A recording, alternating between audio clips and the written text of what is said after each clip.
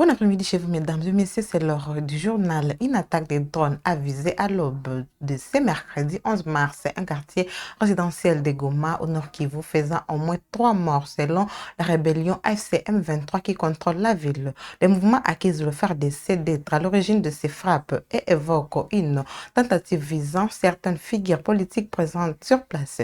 Plus de précisions dans cet élément. La ville de Goma, chef-lieu de la province du Nord Kivu, actuellement sous contrôle de la rébellion de l'AFC M23, a été frappée à l'aube ce mercredi 11 mars 2026 par une attaque de drones ayant visé le quartier résidentiel. Selon les responsables du mouvement rebelle, le frappe serait l'œuvre des forces armées de la République démocratique du Congo. D'après un bilan provisoire communiqué par la rébellion, au moins 3 personnes ont été tuées dans l'explosion. L'un des drones aurait frappé une résidence située dans le quartier Yimbi à proximité du lac Kivu. Selon plusieurs témoignages recueillis sur place, l'attaque s'est produite vers 4 heures du matin. Quelques minutes plus tard, vers 5h10, les sirènes d'ambulance ont retenti dans plusieurs quartiers de la ville, réveillant une population plongée dans la stupeur. Les responsables de l'AFC M23 affirment que la frappe a ciblé la résidence d'un ressortissant belge identifié comme Pascal, responsable des Toyota à Goma. La maison se trouve à quelques mètres de la résidence d'Olive Lembe Kabila, ancienne première dame de la République démocratique du Congo. Les mouvements rebelles avancent également l'hypothèse d'une tentative d'assassinat visant certaines figures politiques et militaires présentes dans la ville. Ils ont visé Kabila, Nanga et Makenga, a déclaré un responsable de l'AFC M23. Dans un message publié sur les réseaux sociaux X, Lawrence Kanyuka, porte-parole de la rébellion, a affirmé que parmi les victimes figure Karine Bussier, membre du personnel de l'UNICEF et de nationalité française. Pour sa part, Bertrand Bissimois, coordinateur des adjoints de l'AFC M23, accuse les pouvoirs de Kinshasa d'avoir violé les cessez-le-feu amenant cette attaque. Il dénonce également les silences des partenaires internationaux engagés dans le processus de médiation. Ces drones qui répandent la mort parmi les innocents sont livrés au régime de Kinshasa par la Chine. Ces mêmes pays membres permanents du Conseil de sécurité, champions de la condamnation de la violence en RDC et exigeant le respect du cessez-le-feu, nous rappelons à la fin de l'hypocrisie, a-t-il déclaré. L'AFC M23 estime que cette frappe ne constitue pas un simple incident militaire, mais une violation flagrante des engagements pris dans le cadre des efforts régionaux et internationaux visant à mettre fin au conflit. Jusqu'à présent, les autorités de Kinshasa n'ont pas réagi officiellement à ces accusations. Cette attaque intervient dans un contexte de fortes tensions dans l'est de la RDC où les initiatives diplomatiques visant à instaurer un cessez-le-feu peinent à ramener une paix durable. Vous avez trouvé un corps? Là, oui. Vous avez trouvé un corps? Oui. Un jour plus tôt, les forces armées de la République démocratique du Congo, FARDC, ont annoncé avoir abattu mardi des drones ennemis dans l'est du pays. Selon l'armée congolaise, ces appareils attribués aux forces de défense du Rwanda auraient violé l'espace aérien congolais au-dessus de Minembwe dans la province du Sud Kivu. De précision dans cet élément. Ozali papu nango nde côté Elise nango côté ya sima nango. Les forces armées de la République démocratique du Congo ont annoncé avoir abattu ce mardi 10 mars des drones qualifiés d'ennemis dans l'est du pays. L'incident s'est produit à Mikenge, dans le territoire de Mwenga, au Sud Kivu, après ce que l'armée congolaise décrit comme une violation illégale de l'espace aérien national dans la zone de Minembwe. Selon des sources sécuritaires au sein des FARDC, les appareils appartiendraient aux forces de défense du Rwanda RDF et à leurs alliés. L'armée congolaise affirme que les drones ont été neutralisés après leur incursion dans l'espace aérien congolais. Dans un message relayé par des responsables militaires, les FARDC considèrent cet acte comme une nouvelle provocation et dénonce également une violation de l'accord de Washington. Tout en condamnant cet incident, l'armée congolaise assure rester vigilante et disciplinée face à la situation sécuritaire dans l'est du pays. Elle réaffirme sa détermination à défendre la souveraineté nationale ainsi que l'intégrité territoriale de la République démocratique du Congo. Cet épisode intervient dans un contexte de fortes tensions sécuritaires dans la région des Grands Lacs, où les accusations et les contre-accusations entre Kinshasa et Kigali continuent d'alimenter les inquiétudes sur une possible escalade.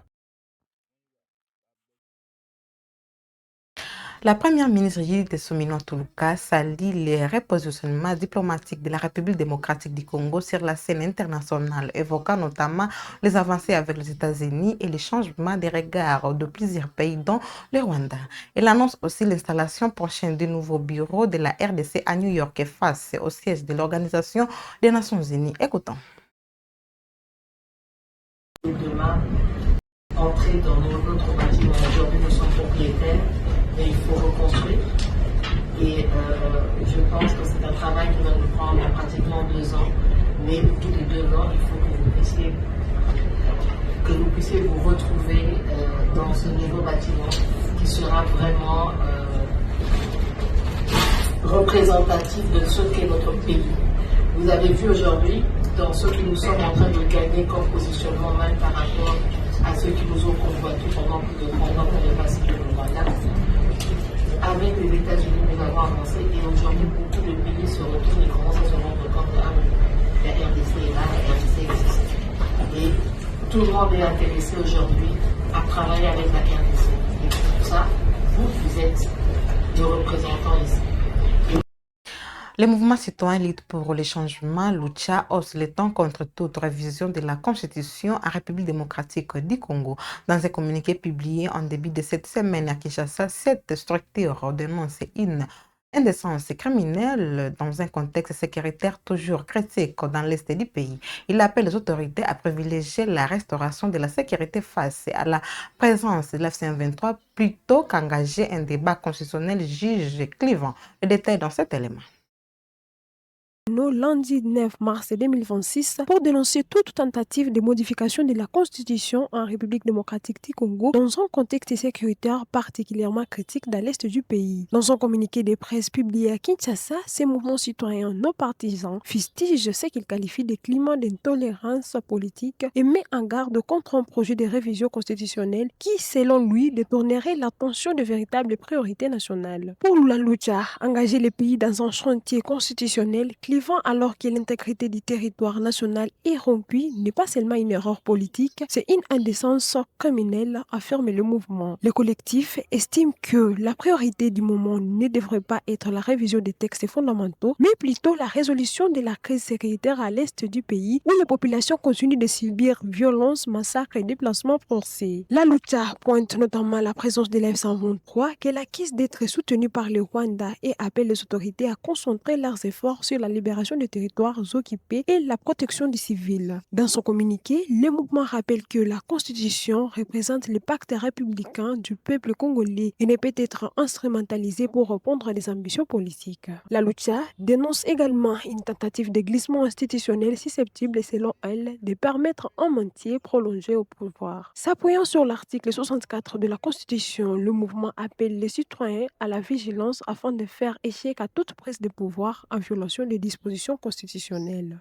Le mouvement conclut en affirmant que la démocratie congolaise ne peut être négociée sous la pression ou la peur et assure qu'il restera mobilisé pour défendre la Constitution et les principes démocratiques.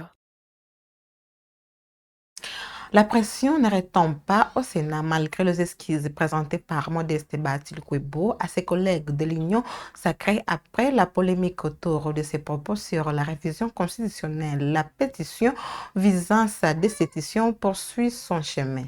Son initiateur, Dani Kabongo, affirme avoir déjà réuni plus de 47 signatures et assure qu'il n'est pas plus question de faire marche arrière. Joint par téléphone par nos confrères d'actualité.cd, il maintient la détermination des signatures. Mais le deuxième vice-président a beaucoup de failles dans sa façon de travailler. Je pense, la fois passée, je l'ai bien dit, que ce n'est pas un problème de sa sortie médiatique, mais c'est un problème de non-respect de ses responsabilités au niveau de notre Chambre. Donc aujourd'hui, présenter les esquisses, ce n'est pas tout ce que nous attendons. Nous voulons que la Chambre aille loin. Donc ça sera très compliqué. Ça sera très compliqué au niveau où nous sommes, parce qu'aujourd'hui, nous sommes déjà au-delà des 47 signatures. Et demander à tous les collègues de retourner et de faire un pas en arrière, ça sera très compliqué. La mission des Nations Unies en RDC, MONUSCO, a rendu hommage à la vice-ministre de l'Intérieur, Eugénie Tchiela Kamba, pour son engagement en faveur de la promotion du leadership féminin. La cérémonie s'est tenue au camp égyptien de la représentation de l'ONU à Kingabwa, Kinshasa, dans une ambiance marquée par la reconnaissance du rôle des femmes dans la gouvernance. Reportage. Au camp égyptien de Kingabwa, l'instant est solennel. Dans l'enceinte de la représentation des Nations Unies à Kinshasa, l'hymne national debout congolais retentit, un symbole fort qui rappelle la dignité et la souveraineté du peuple congolais. Au centre de cette cérémonie, la vice-ministre de l'Intérieur, Eugénie Tchiela Kamba. La mission onusienne nous rend hommage pour son engagement et son dynamisme sur le terrain en faveur de la paix et de la sécurité. Dans son intervention, la vice-ministre de l'Intérieur salue la vision du chef de l'État, Félix-Antoine Tshisekedi Tshilombo, notamment la promotion de la masculinité positive qu'elle considère comme une avancée majeure pour la République démocratique du Congo.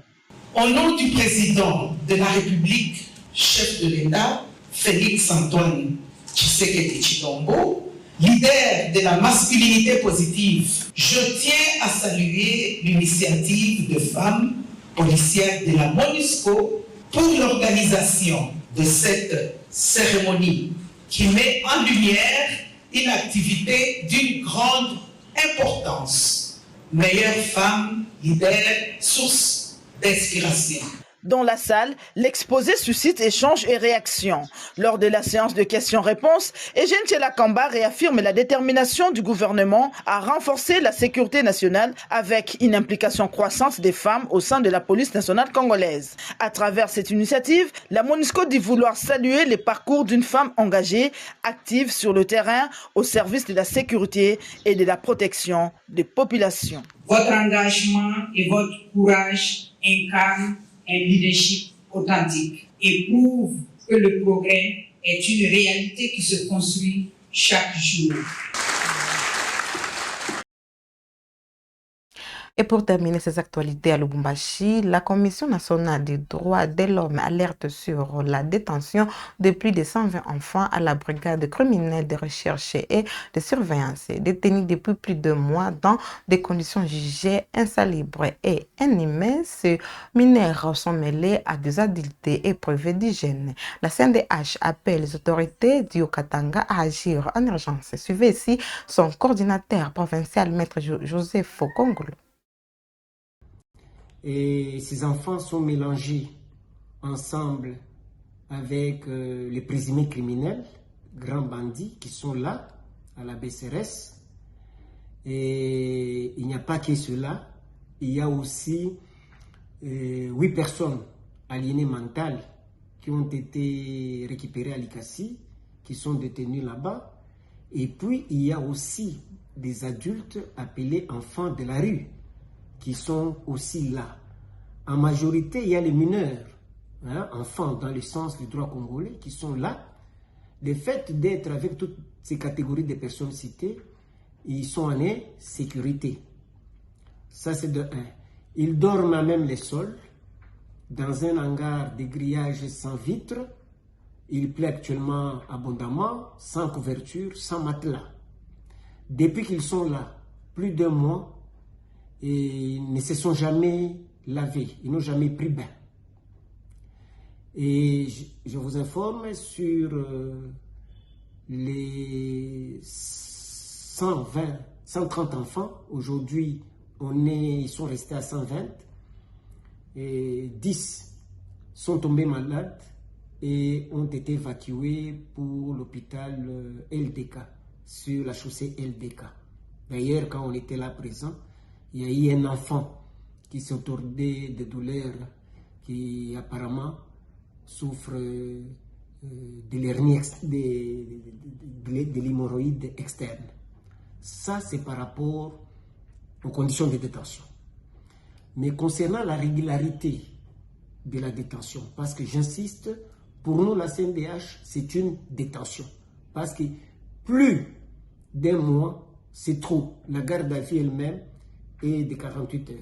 Si c'était vraiment l'opération Kanyama-Kasese, évacuer les enfants de la ville de Lubumbashi vers Kanyama-Kasese, il ne devait pas faire plus d'1 mois.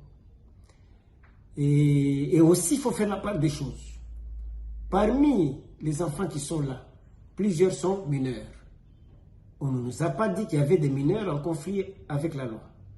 S'il y a des mineurs en conflit avec la loi, leur place est au tribunal pour enfants.